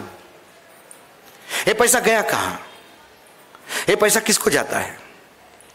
आज तुम्ही एक कार घेतली, 2 इन्स्टॉलमेंट तुमचे राहिले, तर राव घरी बँकेवाला येऊन घेतो आणि गाडी घेऊन जातो. आपल्याकडे जर होम लोनच्या काही म्हणजे थकल्या 1-2 जर आपण देऊ शकलो नाही, तर ते अधिकारी आपल्या घरी येऊन असे बसतात की जसे आपण फार मोठं पाप केलं. पण और हजारो करोड रुपये घेऊन डुबवतात आणि मग त्यांना म्हणतात की ये बॅड डेट डाल दिया. एनपीए नवीन शब्द. मी म्हटलं एनपीए म्हणजे माफ केलं कर्ज. नहीं नहीं, कर्ज माफ नहीं किया, ये कर्जा डूब गया ऐसा हम समझ रहे हैं और कर्जा वसूलने का प्रयास कर रहे हैं. मागच्या 15 वर्षापासून कर्जा वसूलने का प्रयास ही चल रहा है, कर्जा नहीं आ रहा है. नया कानून निकला. पहले ये कानून था कि कोई डिफॉल्टर है तो उसको फिर कर्जा नहीं मिलना चाहिए. तो नया कानून ये कहता है कि यदि कोई डिफॉल्टर है और कोई नया काम शुरू करता है तो फिर उसको कर्जा दो. ये दुकानें हैं. त्यामुळे देश खाली चाललाय. शाळासारखी मूलभूत एज्युकेशन, आज आपण फुलेंबद्दल बोलतोय, काय शिक्षणासाठी त्या माणसाने काय नाही केलं, आपलं आयुष्य वेचलं. आज आपण सगळे इथं मी बोलतोय, आज तुम्ही तिकडे ऐकताय, आपण वाचू शकतो, लिहू शकतो. हे सगळं याच्यामुळे आहे की आपला बाप होता, त्यांनी इतकं काम केलं, समाजाशी लढला, आयुष्य दिलं, बर्बाद झाला स्वतः, पण शिक्षण आपल्यात आणलं. आज आपण या स्थितीत आहोत की मी बोलू शकतो आणि तुम्ही ऐकू शकता. आज महाराष्ट्रामध्ये शाळा दत्तक घ्यायला सांगितलं सरकारनं. सरकारकडे पैसा नाही दत्तक घ्यायला शाळेसाठी. शाळा दत्तक घेता का कोणी, दत्तक घेता का कोणी, मुख्यमंत्री म्हणतो. आणि मग मुंबईच्या चांगल्या चांगल्या ठिकाणच्या, पुण्याच्या चांगल्या चांगल्या ठिकाणच्या शाळा अंबानी अडाणी दत्तक घेणार. 4 वर्षांनी म्हणणार आता या शाळेला मोठं करायचं आहे, मग आम्हाला इथं बिल्डिंग बांधू द्या मोठी. मग 2 मजल्यावर शाळा असणार, बाकी 25 मजल्यावर त्यांचे ऑफिसेस असणार. धंदा है इनके लिए. शिक्षण हे जे मूलभूत अधिकार है तो हमारे राज्य सरकार और केंद्र सरकार ने धंधा बना दिया. और आज फिर हम कहते हैं कि ज्योतिबा फुले को स्वागत करो, हार पहनाओ. अरे हार पहनने के पहले हाथ थरथर काटते हैं ऐसे. किस अधिकार से मैं हाथ पहनाऊं? यदि मैं बोल नहीं सकता, यदि मैं सरकार की इस एजुकेशन पॉलिसी पे बोल नहीं सकता, सरकार की इस मनमानी पे यदि मैं बोल नहीं सकता, तो थू है मुझ पे यदि मैं ज्योतिबा फुले जी का नाम लेता हूं. तो ये अधिकार ही नहीं मुझे. कितने हम में से लोग सरकार को पूछते हैं, सरकार प्रायव्हेट शाळेत म्हणे नाही, सरकारी शाळेत काही चांगलं नाही, प्रायव्हेट शाळेत का बाई, प्रायव्हेट शाळेत सरकारी शाळेत का चांगलं नाही, जोड्याने मारा मास्तरला, कसा शिकवत नाही. पण आपला हात मोकळे. आपल्याला प्रत्येक ठिकाणी भगतसिंग पाहिजे शेजारच्या घरात, कोणी बोलायलाच नको. माझ्याकडे खूप लोक प्रश्न घेऊन येतात. म्हटलं अरे आप विरोधी पार्टी के नेता हो, आप उठाओ. बोले नहीं नहीं आप उठाओ इसको. मैंने आप क्यों नहीं उठाते? मेरे 2 शुगर मिल है यार. हे लाजीरवाणं. त्या काँग्रेसला महाराष्ट्रात अध्यक्ष मिळत नव्हता हो. त्या बंटी पाटलाला अध्यक्षपद दिलं तो म्हणे नाही बाबा मेरे बहुत सारे एजुकेशन इंस्टीट्यूट है, शुगर मिल है, वो ईडी लग जाती है पीछे, मैं अध्यक्ष नहीं बनूंगा, मैं पार्टी को मदद करूंगा. मग शेवटी सबका शोधला त्यांनी. बोले तेरा क्या है? बोला मेरा कुछ नहीं है, ना मैं शाला है, ना मेरा पास कुछ है, ना मेरा पास लोगों का संग्रह है, ना मेरे पास जनता पे पकड़ है, ना मैं कांग्रेस का कोई ज्ञान है. बोले आप अध्यक्ष बन जाओ. हे दुर्भाग्य आहे विरोधी पार्ट्याचं. कारण सत्तेमध्ये असताना बक बक बक बक खात गेले, खाताना ढेकरही दिला नाही,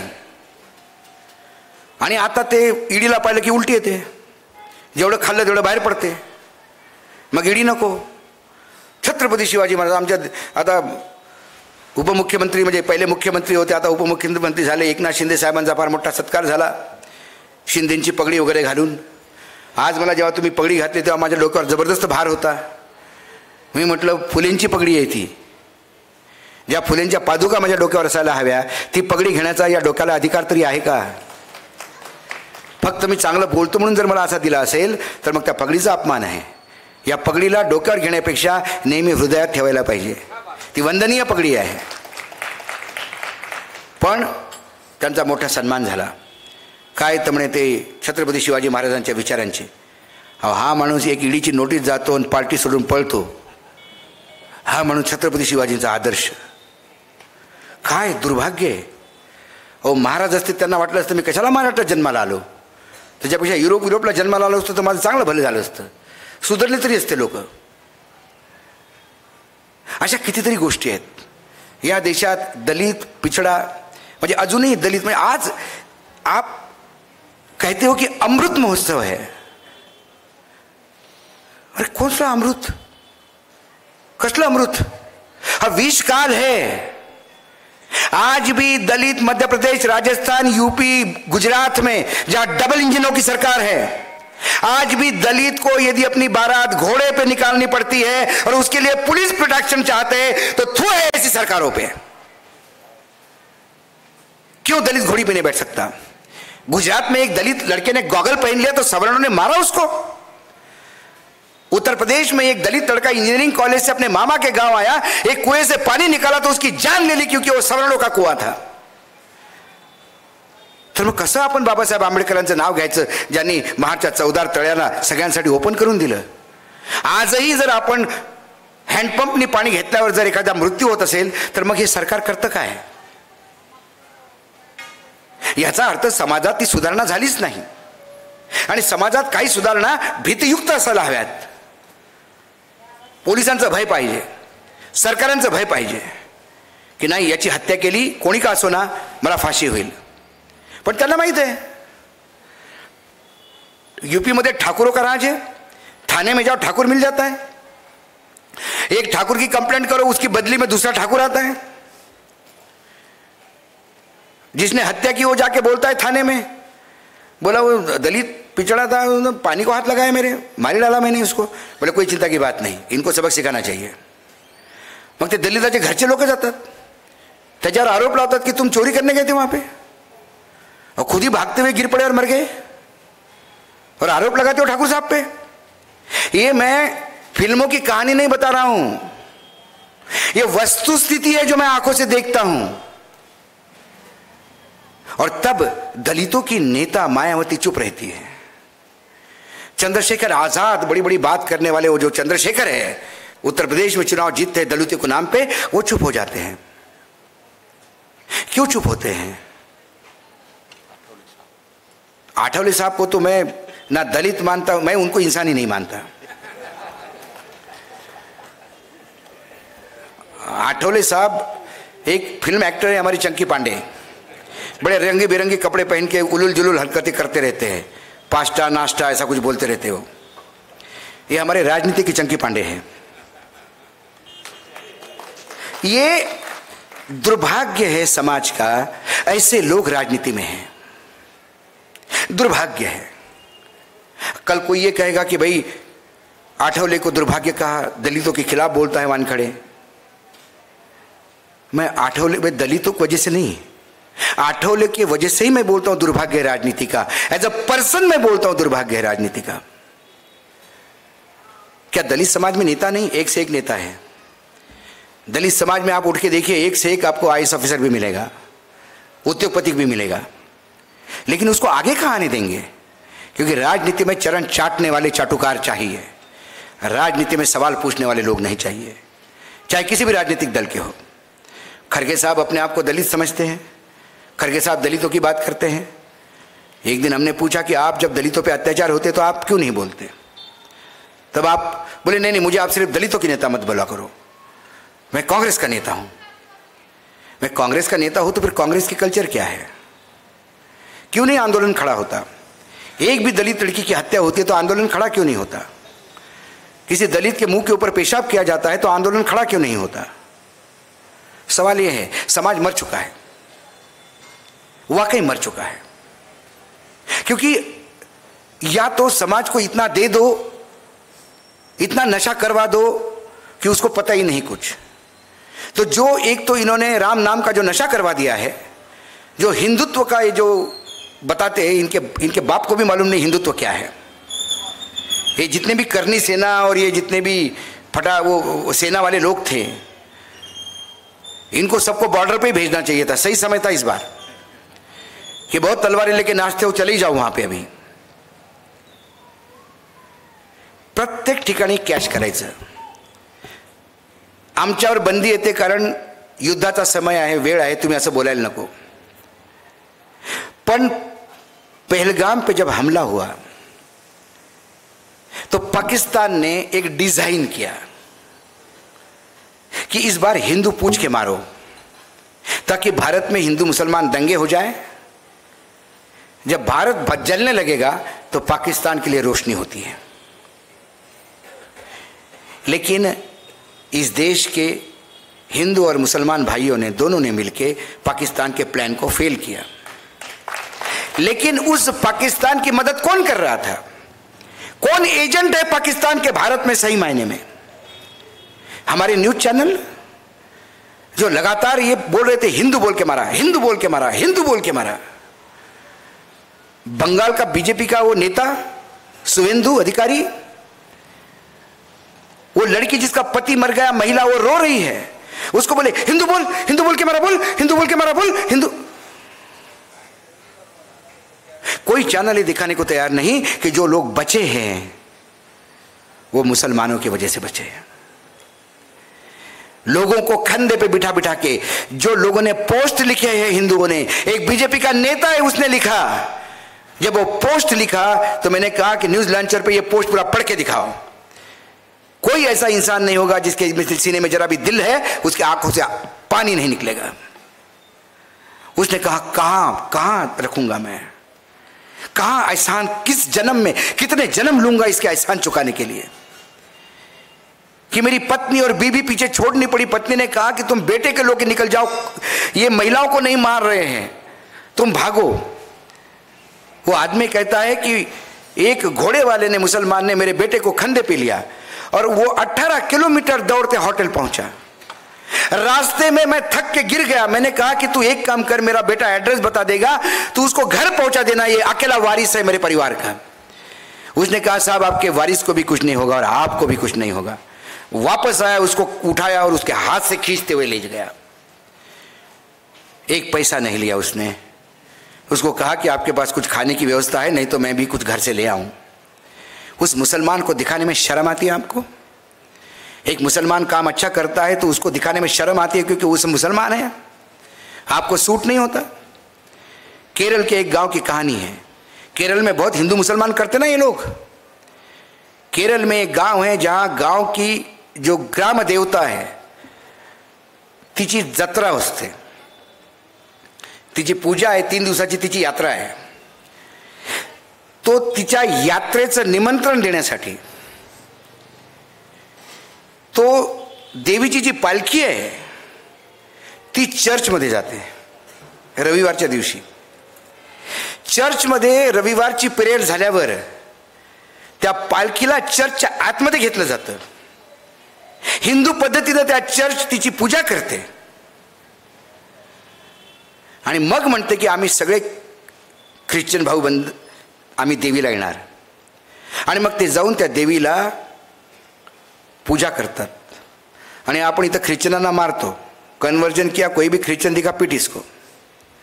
त्या लोकांना राष्ट्रद्रोहाची शिक्षा देऊन त्यांना फाशी दिली पाहिजे, ज्या लोकांनी हा कॉल दिला होता कि पहलगाम पे हमला होने के बाद जितने भी कश्मीरी बच्चे पढ़ रहे हैं, 20,000 बच्चे पढ़ रहे हैं भारत में, उनको पीट पीट के वापस करो।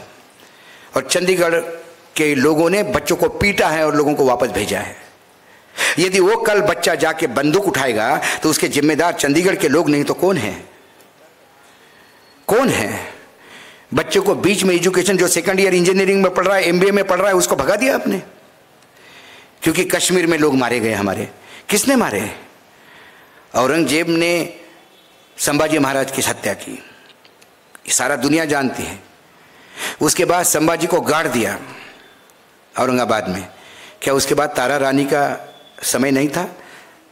क्या उसके बाद मराठा साम्राज्य समाप्त हो गया था? उसके बाद क्या बाजीराव पेशवे का समय नहीं आया था? क्या मराठी साम्राज्य खत्म हो गया था? लेकिन किसी ने सोचा तब कि औरंगजेब की कब्र खोदनी है? किसी ने नहीं सोचा, क्योंकि हर एक को औरंगजेब को महाराष्ट्र भूमि में गाड़ दिया, इसका अभिमान था। ये दिल्ली से आया था महाराष्ट्र पे कब्जा करने, ये यही गाड़ दिया हमने। यह है मराठा साम्राज्य और यह है महाराष्ट्र। लेकिन उसके बाद ये लोग शुरू हो गए। संभाजी के वंशजों से ज्यादा इनको तकलीफ हो गई। कब्र खोदो, कब्र खोदो, क्या मिलेगा वहां पे? मिट्टी भी मिलेगी क्या?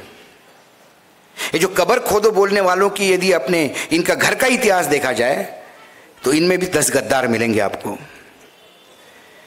क्योंकि छत्रपति शिवाजी महाराज को यदि औरंगजेब ने मारा है तो औरंगजेब ने अपना धर्म निभाया, वो दुश्मन था। औरंगजेब छत्रपति शिवाजी महाराज नहीं था। औरंगजेब बहुत ही वाहियात किस्म का बादशाह था, जिसके लिए मानवीय मूल्यों का कोई ये नहीं था। उसके लिए दुश्मन का सर गले से हटाना ये उसकी प्राथमिकता थी। और रावण से अपेक्षा करोगे कि वो राम को धन्यवाद कहेगा किसी बात के लिए? तो औरंगजेब तो यही कहेगा। लेकिन इस संभाजी महाराज को, जो मराठा साम्राज्य का छावा था, औरंगजेब के सुपुर्द किसने किया? उनकी कब्रें खोदिए ना जाके। जिसने छत्रपति शिवाजी महाराज को आगरा लेके गया, उसके वंशज तुम्हारे यहां अभी उप मुख्यमंत्री है राजस्थान में, तुम्हारे पार्टी में। और तुम आज औरंगजेब की बदला लेने की बात करते हो। तो यदि औरंगजेब का बदला लेना है तो फिर बदला उस जसवंत सिंह का भी लेना होगा, जिसने छत्रपति शिवाजी महाराज के साथ धोखा करके आगरा में उसको जेल करवा दी थी। तब आपके हाथ पैर फूल जाते हैं, क्योंकि आपका हिंदुत्व, राष्ट्रवाद, आपका छत्रपति शिवाजी महाराज के प्रति प्रेम, आपका अंबेडकर के प्रति प्रेम, ये सब्जेक्टिव है। राजनीतिक दलों के लिए ये चारों नाम ये एटीएम है चुनाव के समय के। चुनाव आ गया, इनकी पूजा कर दी, इनका नाम ले लिया, भाषणात आपण कोणाचे, शरद पवारांपासून आपण फडणवीसांचे भाषण ऐका, सगळ्यांचे भाषण ऐका। ज्योतिबा फुले, शाहू महाराज, छत्रपती शिवाजी महाराजांची ही धरती आहे। अरे ते आम्हाला माहित आहे, पण तुमच्यासारखे औरंगजेब का पैदा झाले या धर्तीवर, तो प्रश्न आम्हाला आहे। कारण राष्ट्रसेवेच्या नावाखाली, देशसेवेच्या नावाखाली, समाजाचं भलं करण्याच्या नावाखाली तुम्ही फक्त आपल्या तिजोऱ्या भरलेल्या आहेत। जेव्हा जेव्हा आंदोलन होतात तेव्हा शेतकऱ्याची मुलं का मरतात? दलितांची मुलं का मरतात? कोण्या मंत्र्याचा, आमदाराचा, खासदाराचा मुलगा मरताना पाहिला का कधी? कधी बातम्या आल्या का? त्यांची मुलं बाहेर आहे, त्यांची मुलं विदेशात पडतात। आणि हे आम्हाला मराठीचा अभिमान सांगतात, मराठी शाळेत शिकलं पाहिजे, मराठी आपली मातृभाषा आहे। अरे तुझं पोरग कुठं? तो तुला पापा पापा म्हणतो ना, तो विदेशात शिकायला जातो। फक्त मराठी प्रेम, मराठी भाषा, मराठी संस्कृती हे फक्त जनतेसाठी। आणि तुम्हाला फक्त एकच संस्कृती, हे वरप दोन्ही टाइम, जिथं सापडलं तिथं खा खा आणि ढेकरही द्यायचा नाही। त्यामुळे कुठल्याही राजकीय दलापासून आता मोहभंग झालेला आहे। आणि प्रत्येक राजकीय दलात चांगले लोक पण आहेत। त्या चांगल्या लोकांना जर वर आणायचं असलं तर हे जनतेचं काम आहे। हे खोटं बोलणारे, हे तडीपार टाईप लोक, हे जर आपल्याला भारतीय स्वातंत्र्य आणि आपले अधिकार सांगत असेल तर याच्यापेक्षा म्हणजे आपल्याला किती मूर्ख समजतात ते। आणि आपण सारखं मूर्खाचं सर्टिफिकेट रोज घेतो त्यांच्याकडनं, रोज त्यांचं ऐकून। मन की बात बोल रहा है, सब सुनो, चौरावर चौरावर असे पाहतात मन की बात। अरे कसली मन की बात? अरे जन की बात सुन एक दिन, तो तुझे पता पड़ेगा तू कितना बोगस आदमी है, कितनी बोगस बात कर रहा है। एजुकेशन असो, विदेश नीति असो, रुपया कुठे गेला काहीच सांगता येत नाही. आता रुपया आम्हाला दिसतच नाही कुठे. डॉलर दिसून राहिला. आणि याच माणसाने म्हटलं होतं की जब रुपये की किंमत गिरती है तो देश की प्रतिष्ठा गिरती है. आता रुपयाची किंमत गिरल्यावर देशाची प्रतिष्ठा लय वाढून राहिली. सब्जेक्टिव्ह लगेच बदलतात ते 2 मिनिटात. त्यामुळं खोटं बोलणाऱ्या लोकांपासून समाधान राहा. नेत्यांनी सत्य ते लोकांसमोर मांडलं पाहिजे. आणि आपली जनता इतक्या विशाल हृदयाची आहेत. जर तुम्ही जनतेला सांगितलं की मी तुम्हाला सांगितलं होतं निवडणुकीच्या वेळेला मी हे काम करील, मी खूप प्रयत्न केले पण हे काम मी करू शकत नाही आहे, मला माफ करा, जनता त्याला पुन्हा निवडून देईल. पण हे रोडचं काम याच्यासाठी करत नाही कारण यांना कमिशन देणारा कॉन्ट्रॅक्टर मिळत नाही. प्रश्न तो आहे. मला एक वेळा गडकरी म्हणाले की अरे तू आता गावी चालला, जरा पहा आम्ही कसा जबरदस्त रोड केला आहे, नागपूर ते पुसद पहा, तुला मजा येईल. मी तिकडनं वापस आलो. मी म्हटलं मला पहिले 7 तास लागायचे पुसदला जायला, याही वेळेला 7 तास लागले. म्हणे कसं? म्हटलं आर्णीपर्यंत 3 तासात गेलो.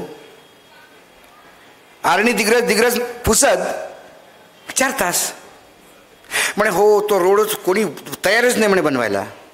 म्हटलं का? म्हणे संजय राठोड 60% मागतो म्हणे. मी त्याला म्हटलं म्हणे अरे काय 60% मागत असतात का कोणाला? ही वस्तुस्थिती आहे देशाची. मी अतिशयोक्तीने बोलत आणि मी नावं घेऊन बोलतो. मला पाहिजे की त्यांनी मला कोर्टात खेचावं म्हणजे मी सांगतो त्यांना काय आहे ते. त्यामुळे मी निराशावादी नाही आहे.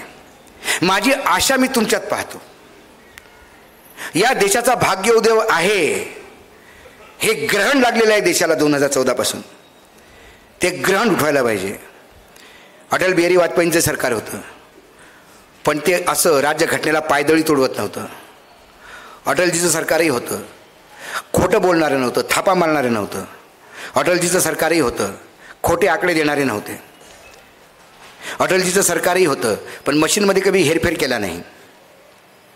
जर तुम्हाला लोकसभेच्या जेव्हा JP नड्डा म्हणाले की मी न्यायालयाची, आमची पार्टी न्यायालयाच्या प्रत्येक आदेशाचा, निर्णयाचा मान ठेवते, मग न्यायालयाने तो निर्णय दिला होता की निवडणूक आयोगावर जेव्हा तुम्ही अपॉइंटमेंट कराल त्यावेळेला पंतप्रधान, लीडर ऑफ अपोजिशन, विरोधी पक्षनेता आणि सर्वोच्च न्यायालयाचा मुख्य न्यायाधीश तिघांनी करावं. का तुम्ही कायदा बदलला? का तुम्ही असं म्हटलं की मी माझा मंत्री आणि म्हणजे आम्ही दोघं जे ठरवतेच? मग तुम्हाला स्वतःचाच जर माणूस आणायचा असला, जर तुम्ही आपला भोपू आणून बसवला, तुमचा टॉमी तिथं बसलाय शेपटा हाणणारा पामेरियन कुत्र, ते जर तसे तिथं बसलं तर ते कधी त्या निवडणूक आयोगावर निष्पक्ष काम करेल? आणि निवडणूक आयोगच निष्पक्ष काम करत नसेल तर मग निवडणुका निष्पक्ष कशा? मग तुम्ही सत्तेत जे बसले ते निवडून आले कसे? काय BJPच्या कुठल्याही नेत्यांना दरात सांगा बरं, एकत्र म्हणजे जेव्हा ते एकटे असेल तेव्हा सांगायचं, हो तुम्हाला खरंच वाटलं होतं का तुम्हाला एवढे सीट मिळतील? नाही बा मिळाल्या ना म्हणते, पण 100 सीटवर घोळ. आणि मग पुन्हा आपण आंबेडकर साहेबांचं नाव घ्यायचं. त्यांनी कधी विश्वासही केला नसेल की इतके नतद्रष्ट लोक येतील, इतके मूर्ख, इतके लालची, समाजाला विकणारे स्वार्थापोटी असे नेता या देशात जन्माला येईल आणि त्यानंतर या राज्यघटनेचे ते विल्हेवाट लावतील असं कधी त्यांनी स्वप्नात ठरवलं नसतं. त्यांना वाटलं दिवसेंदिवस प्रगल्भता येईल, माणसं शिकतात. पण हे आता आपल्याला पुन्हा पेशवेकालीन काळात घेऊन चालायला लागलेले आहेत. पुढच्या वेळेला म्हणजे काही वर्षांनी मी आलो तर मला पेशव्यांची पगडी घालायला लागेल.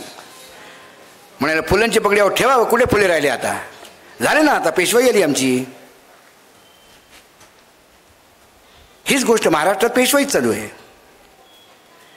3 चाकी सरकार चालू आहे. ज्याला त्याला जेवढं पाहिजे तेवढं खातो. एक मला सप्लायर म्हटलं, म्हणे साहेब आम्ही काम बंद केलं महाराष्ट्रात. काय म्हणलं? म्हणे साहेब 3% 3 पाहिजे. म्हणजे म्हणे 6% 9% झाले. म्हणे 3% डिपार्टमेंटचे 12 झाले आणि 3% हा ऑटो चालवणारा. म्हटलं हा कोण? म्हणे दिल्ली.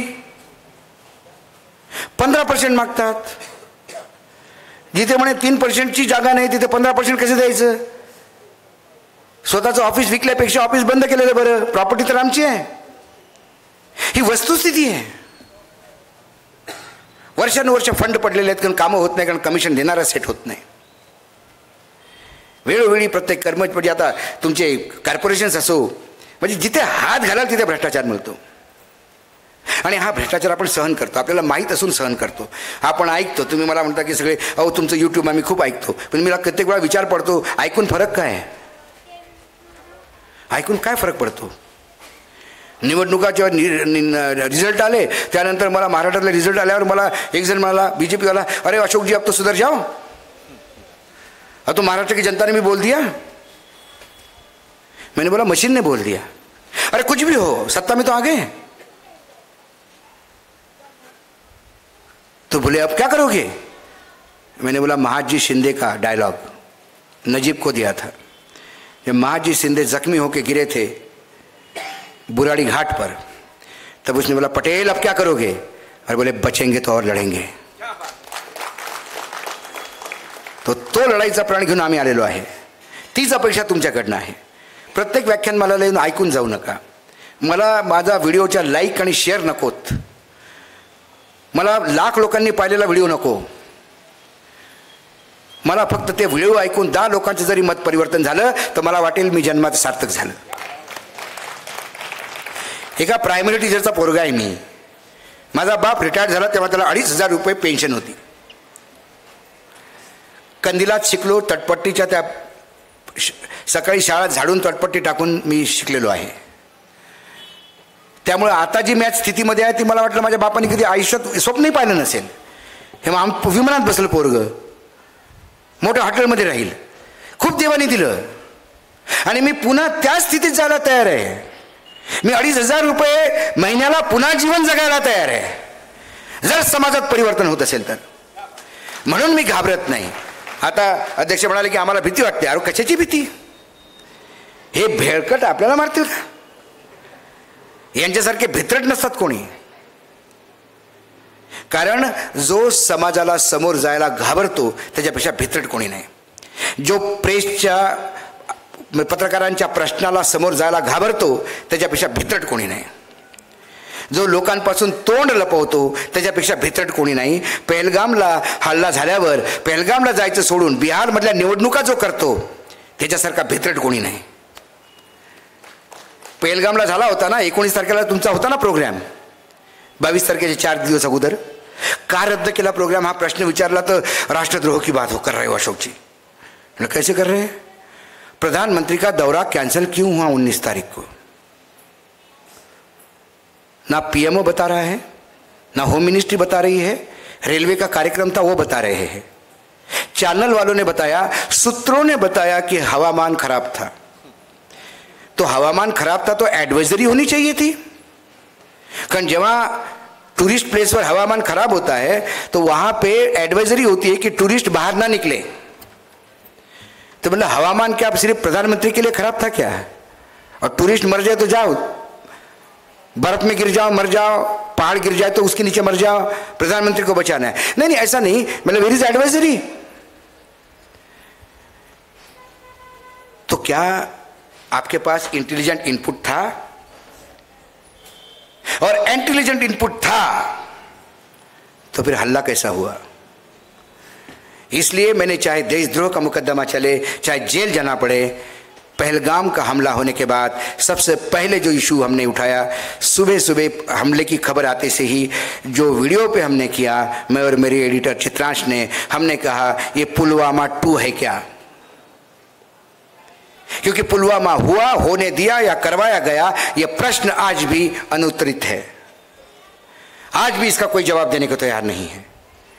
जम्मू कश्मीर के गवर्नर चिल्ला चिल्ला के कह रहे हैं कि ये हम बोल रहे थे कि मत करो, फिर भी करने दिया. अब पहलगाम के हमले से फायदा किसका हुआ? 23 लोग मर गए, फायदा किसका हुआ? फायदा बीजेपी का हुआ. बड़े बड़े पोस्टर लग रहे हैं, मोदी जी है तो मुमकिन है, टोपी लगा के. भारतीय आर्मी, कौन आर्मी? सारा क्रेडिट मोदी जी. मोदी जी ने किया, मोदी जी है तो पाकिस्तान को सिखा दिया. बिहार के चुनाव हैं, क्या बिहार के चुनाव कैश किए जाएंगे?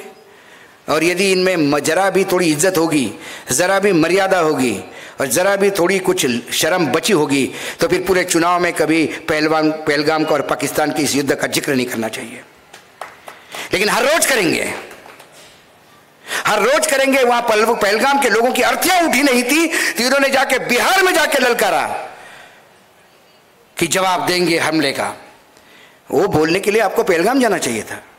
बिहार के राजनीति के राज्य में जाके बोलने की जरूरत नहीं थी, क्योंकि ये मुर्दों को भी बेचेंगे, शहीदों को बेचेंगे, क्योंकि वोट चाहिए। जिसका लक्ष्य सिर्फ सत्ता पाना और सत्ता पाना ही है, ऐसे सत्ता के लालची हमेशा लोकतंत्र, संविधान और ये हमारे तमाम महापुरुषों के विचारों के हत्यारे होते हैं। ये बात आप गांठ बांध के सुन लो। इसलिए मैं कहता हूं, बोलते रहूंगा। विषय इतना है कि मैं 4 घंटे बता सकता हूं एक एक सब्जेक्ट पे। मैं एजुकेशन पे, फॉरेस्ट पॉलिसी पे, इस पे, क्योंकि 24 घंटे यही काम कर रहा हूं। समय की सीमा भी होती है। मैं यदि दिल्ली से आया हूं, आके आपके बीच में खड़ा हो गया हूं, मुझे फर्क नहीं पड़ता कि लाख लोग देख रहे हैं कि 20 लोग बैठे हैं। मेरे सामने 25 भी लोग बैठे हैं तो मैं बोलूंगा, क्योंकि मुझे लगता है 25 में से 2 ने भी विचार मेरे लेके गए तो है। सवाल कुछ नहीं करना है, सवाल करने की आदत डालनी है। ये मूलभूत अधिकार है हमारे। बाबा साहब ने दिए हुए अधिकारों का यदि हम उपयोग नहीं करेंगे तो बाबा साहबों को लगेगा कि मैंने ऐसे नपुंसक फौज के लिए काम किया कि जो शायद अपने अधिकारों के बारे में जानते भी नहीं और अधिकारों को लेना आता भी नहीं। क्योंकि घोड़े को पानी तक ले जा सकते हो, पानी घोड़े को पीना होता है। हमारे बाप ने संविधान तो बना दिया, हमें अधिकार तो दे दिए, असीम अधिकार दिए। क्या कभी कभी सवाल उठता है कि उस अधिकार के लायक हम है कि नहीं है? क्योंकि अधिकार तो दिए, उस अधिकार की बात करने वाला कोई नहीं। नीचे मुंडी करके सब सहन करते हैं, क्यों? किस बात का? कहीं अन्याय होता है तो मेरे साथ नहीं हुआ करके चुप क्यों? आज उसका नंबर है, कल आपका आ सकता है। अंदर का इंसान क्यों नहीं जागा होता? आखिर इन तमाम महापुरुषों की जिनके फोटो लगी है, इन्होंने लड़ाई इंसान बनने की तो लड़ी है। आप जानवरी थे ना, हम जानवरों जैसा व्यवहार ही तो होता था, मटका लगा के गले में घूमना पड़ता था। यदि हमें इंसान बनाने की लड़ाई में इन्होंने अपना सर्वस्व दे दिया और हमें इंसान बना लिया, तो कम से कम फिर इंसान, यदि उन्होंने हमको बनाया तो हम इंसान हैं, यह दिखाने का समय आ गया है। और ये समय विचारों को आदान प्रदान करने का समय, ये मशाल है, एक जगह से दूसरी जगह लगाते जाओ, जोत से जोत जलाने पड़ेगी। हर जगह आपको ये काम बहुत मुश्किल है, क्योंकि आपको समाज से लड़ना होगा, आपको कई जगह से लड़ना होगा। अंत में मैं अभी पढ़ रहा था, एक कविता मुझे बहुत अच्छे कवि की याद आई, और वर्तमान उस कविता के साथ ही मैं आज का ये उद्बोधन खत्म करूंगा। कवि ने लिखा है कि नफरत उगाने में समूचा राष्ट्र हो। ध्यान से सुनिएगा, वर्तमान स्थिति का आकलन है कि नफरत उगाने में समूचा राष्ट्र हो, जबकि शीर्ष पे बैठा कोई धृतराष्ट्र हो। जब इश्क से डर और मीरा को जहर, जब जात पर महजब पर हो रहा है कहर, जब खून की प्यासी हमारी कौम हो, जब न्याय करने वाले सब मौन हो, तब जरूरी है कि मन को शुद्ध कर ले, आंबेडकर कर ले, शाहू कर ले, फुले कर ले। मात्र पूजा मत करिएगा, अपने आप में आंबेडकर जिंदा करिएगा, फुले जिंदा करिएगा, छत्रपति शिवाजी महाराज जिंदा करिएगा, शाहू जिंदा करिएगा। और जिंदा करने के लिए छत्रपति शिवाजी महाराज की वेशभूषा नहीं करनी पड़ती। छत्रपति शिवाजी महाराज विचारों का जो प्रसार करो, विचारों का अपने जीवन में आकलन करो। बहुत मुश्किल है छत्रपति शिवाजी महाराज बनना, बहुत मुश्किल है फुले बनना, बहुत मुश्किल है आंबेडकर बनना, बहुत मुश्किल है साहू बनना, बहुत मुश्किल है। लेकिन मुश्किल काम करोगे तो ही तो इंसान कहलाओगे। क्या सिर्फ उन्हीं की पूजा करोगे, क्या आपका नाम लेने वाला नहीं होगा? मैं हमेशा कहता हूं कि आने वाले समय ऐसा समय नहीं आ जाए कि श्राद्ध का दिन हो और आपके पोते आपको थाली परोसने के बजाय आपके फोटो के ऊपर जूते मारे कि हमसे पूर्वज इतने नालायक थे कि आज भारत को यह समय आया है। कम से कम अपने भविष्य के लिए हमने हमारी जिंदगी जी ली है, बाकी बची हुई जिंदगी जेल में भी जाएगी तो हमें कोई दुख नहीं है। लेकिन जिंदगी जिनकी आनी है, ये छोटे बच्चे हैं घर पे, जिनको छोड़ के आप यहाँ आए हो, आपके नाती हो सकते हैं, आपके बेटे हो सकते हैं, उनके उज्जवल भविष्य के लिए आपको लड़ाई लड़नी होगी। क्योंकि पेड़ आप लगाओगे तो आम वो खाओगे, और पेड़ बबूल का लगाओगे तो कांटे उनको चुभेंगे, इतना याद रखना। ये बबूल का पेड़ आप लगा चुके हो, ये धतूरे का पेड़ आप लगा चुके हो, इस पेड़ को खत्म करने का समय आ गया है। और ये खत्म करने के लिए मैं कोई उठाव नहीं चाहता, मैं विद्रोह नहीं चाहता, मैं लड़ाई नहीं चाहता, मैं हिंसा नहीं चाहता। ये करने का समय आपको मिलता है 5 साल में एक बार, एक बटन दबाने का 20 सेकंड मिलता है। उस 20 सेकंड में जात पात अपना दूसरे का छोड़ के ऐसा आदमी चुनाव जितवाए जो काम कर सके, जो आपका सेवक बन सके, जो आपका बाप बन के नहीं आए। आज आपने इतनी भारी तादाद में आके मुझे सुना, मैं धन्यवाद देता हूँ। ट्रम्प का ही धन्यवाद दूंगा कि सीज फायर हो गया तो इतना बोल पाया, नहीं तो अभी तक पुलिस आ जाती है यहाँ पे, उठाओ इसको उठाओ। ऐसे समय में देश में करना है, लेकिन सवाल उठेंगे। और हमने तो तुरंत सीज फायर के बाद ही, आप जब मेरा वीडियो जो देखते हैं, अभी वीडियो आ गया होगा, लाइव था सीज फायर, 28,000 लोग लाइव देख रहे थे उसको जब मैं बोल रहा था, तो तब भी मैंने सवाल पूछा और सवाल पूछने का सिलसिला जारी रहेगा। बीच में गैप देना पड़ता है जब राष्ट्र की बात आती है, राष्ट्र समर्पण की बात आती है। एक भारतीय होने के नाते इतना तो कर्तव्य मैं करता हूँ, लेकिन इसका मायना ये नहीं कि मैं भूल गया हूँ। सवाल की बौछार होती रहेगी, गरीबों की वेदनाओं को शब्द देते रहेंगे। ये एक यज्ञ है, इस यज्ञ में तो मैंने अपनी आहुति देना शुरू कर दी। मैं देखूंगा नहीं कि मेरे हाथ जलते हैं कि नहीं, क्योंकि मुझे इसकी यज्ञ की जो परिणति है वो देखनी है कि जो भारत बाबा साहेब आम्बेडकर जी ने देखा था, जिस भारत की कल्पना, जिस महाराष्ट्र हिंदवी स्वराज्य, हिंदू नहीं हिंदवी स्वराज्य की कल्पना छत्रपति शिवाजी महाराज ने की थी। साहू महाराज ने एक सामाजिक परिवर्तन की बात की थी। ज्योतिबा फुले जी ने जो सपना देखा था, उस सपने को साकार हम करेंगे। उन्होंने तो हमको रास्ता दिया है। यदि वो सपने को साकार हम नहीं कर पाते तो हम उन नाकारा बच्चों के जैसे हैं जिनको बाप कोसता है मरते समय कि मैंने कुपूत जन्म को दे दिया, मैंने क्या नहीं किया और इसने मुझे किस लायक छोड़ा। कम से कम वो लांछन मत लगाइएगा। सब जीते हैं, सब मरते हैं, सब अपनी ज़िंदगी जीते हैं, कुत्ते बिल्ली भी जी जाते हैं। हम इंसान हैं, हम पढ़े लिखे इंसान हैं, हम उनको मानने वाले इंसान हैं। इसीलिए आप आए हैं। आप सब वो लोग हैं जो इन तमाम महापुरुषों को प्यार करते हैं। मैंने कुछ नहीं किया, मैंने एक बूस्टर डोज देने का प्रयास किया। यदि आप में कुछ लोग होंगे जिनको मेरी भाषा गलत लगी होगी तो गालियाँ खाने के लिए मैं तत्पर हूँ। यदि आपको लगा कि मैंने अच्छा बोला होगा, मेरे विचार कुछ अच्छे हैं, तो धन्यवाद आयोजकों को दीजिएगा, धन्यवाद हमारे कामरे साहब को दीजिएगा जिन्होंने मुझे बुलाया। हमारे भापकर साहब है जो लगातार प्रयास कर रहे थे कि नहीं किसी भी हालत में मुझे डेट देना है। मैंने बोला बिल्कुल मैंने आऊँगा, क्योंकि मेरे पुराने संबंध हैं, मुझे लगता है समाज के लिए लगातार लड़ते हैं, तो मैंने कहा कि मैं आऊँगा। आपका भी एक यज्ञ है, उसमें थोड़ी आहुति देने का प्रयास करूँगा। आज ये पुष्प मैंने आपके सामने रखा, आपने ध्यानपूर्वक सुना। थोड़ा बहुत और बोल सकता था, लेकिन मेरी फ़्लाइट रात की ही है, मुझे तुरंत एयरपोर्ट पर निकलना होगा और आजकल थोड़ा सा जल्दी भी जाना होता है। पता नहीं हमारे चेहरे के ऐसे कोई गुंडे बदमाश दिखते हैं कि 4-4 बार पुलिस वाला भी चेक करता है कुछ लाया तो नहीं। हमने बोला भाई हमारी ज़बानी विस्फोटक है, अब इसको ही खींच ले तो खींच ले, और क्या बोलूँ। आज इसी के साथ मैं एक बार फिर से इन तमाम महापुरुषों के पीछे अपना श्रद्धांजलि अर्पित करता हूँ। आप सबको धन्यवाद देता हूँ। जय महाराष्ट्र, जय हिंद।